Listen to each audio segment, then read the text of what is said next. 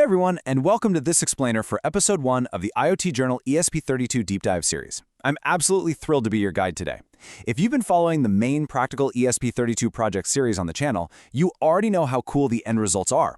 But today, we aren't just looking at the finish line. We're acting as your patient, step-by-step instructor to truly master one of the most exciting, foundational projects out there, controlling an LED via the ESP32's built-in web server. We're going to break down exactly how the magic happens, literally line by line. Okay, here's a quick look at our roadmap. We'll start with our welcome, move straight into hardware and tool setup, jump into that full line-by-line code walkthrough, run a practical test, do some quick troubleshooting, and wrap it all up with next steps. Let's jump right into Section 1, Welcome to the Deep Dive, focusing on the built-in web server. And right along to Section 2, Hardware and Tool Setup. First up, our components and wiring. Before we can even think about writing code, we need our hardware, right? So, go ahead and grab your ESP32 dev kit, one LED, a 220 ohm resistor, a breadboard, and just a handful of jumper wires.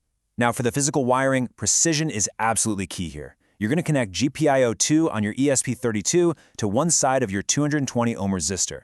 Then pass the other side of that resistor over to the positive leg of the LED, the longer leg, also called the anode.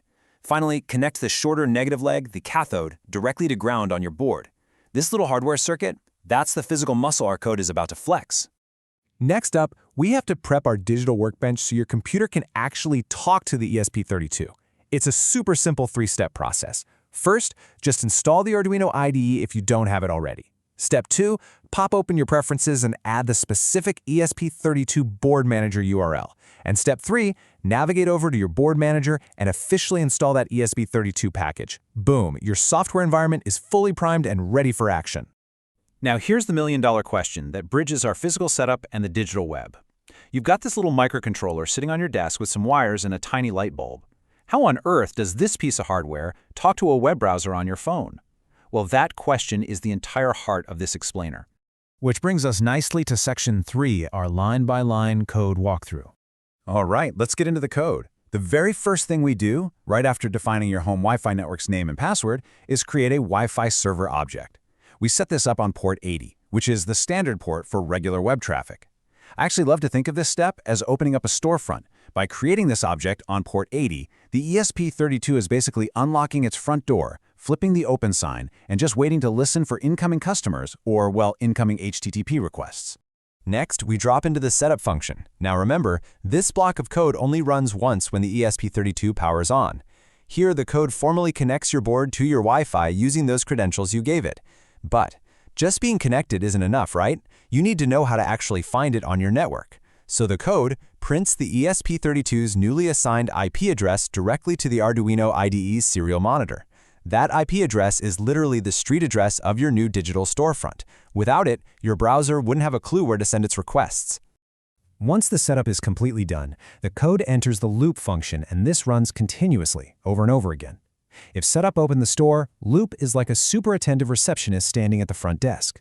It's constantly, endlessly checking for incoming clients who walk through that door.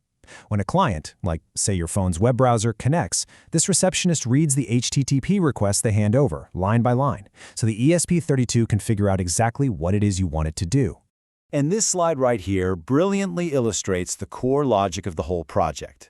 As the ESP32 reads those lines from the HTTP request, it's hunting for specific keywords in the requested path. It looks for get/led/on.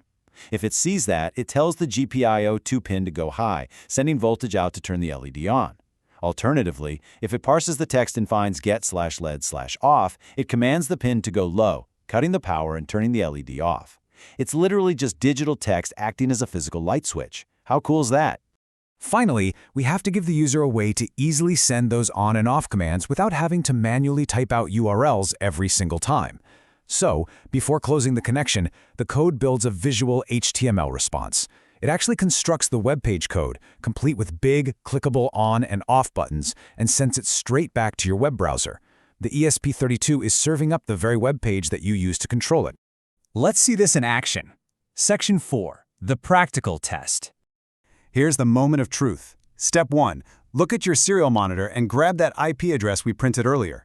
Step 2, take out your smartphone or laptop, make sure it's connected to the exact same Wi-Fi network, Open a web browser and type that IP address right into the URL bar. You're going to see the web page served by your ESP32 pop right up.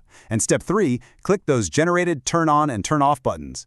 When you do, you'll see your physical LED on the breadboard change state in real time. You, my friend, have just controlled hardware over Wi-Fi. Section 5. Common troubleshooting fixes. Because we know sometimes things don't go perfectly on the first try.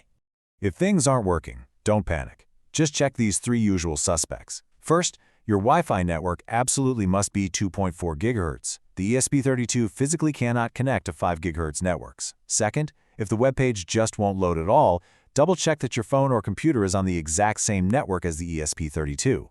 Not cellular data, not a guest network, the exact same one. Finally, if the page loads perfectly but the LED stays dark when you click the buttons, go back to your breadboard.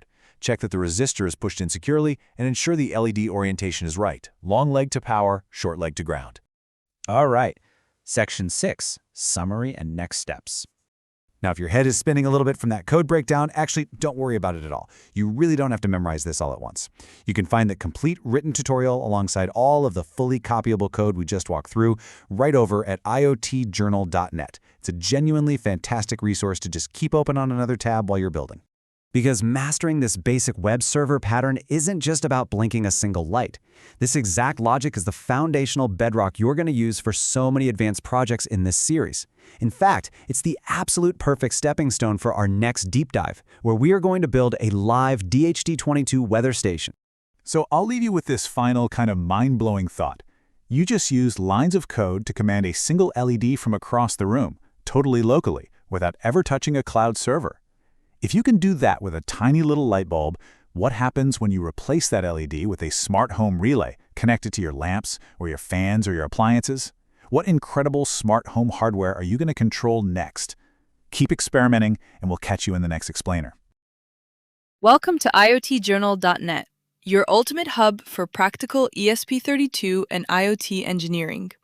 Here, every single project comes with crystal clear schematics, step-by-step build guides, and fully updated source code, continuously refreshed with the latest library versions, so your builds work without any errors. For instance, check out our featured guide, ESP32 Weather Station with a DHT22 sensor. In this tutorial, you'll learn how to connect the DHT22, configure the Adafruit libraries in Arduino IDE, and host a live, auto-refreshing web dashboard directly on your ESP32. No third-party cloud services required. You'll get the complete C++ code, pinout diagrams, and a full troubleshooting section for common issues like NaN readings. Head over to iotjournal.net right now, grab the full source code, and start building today.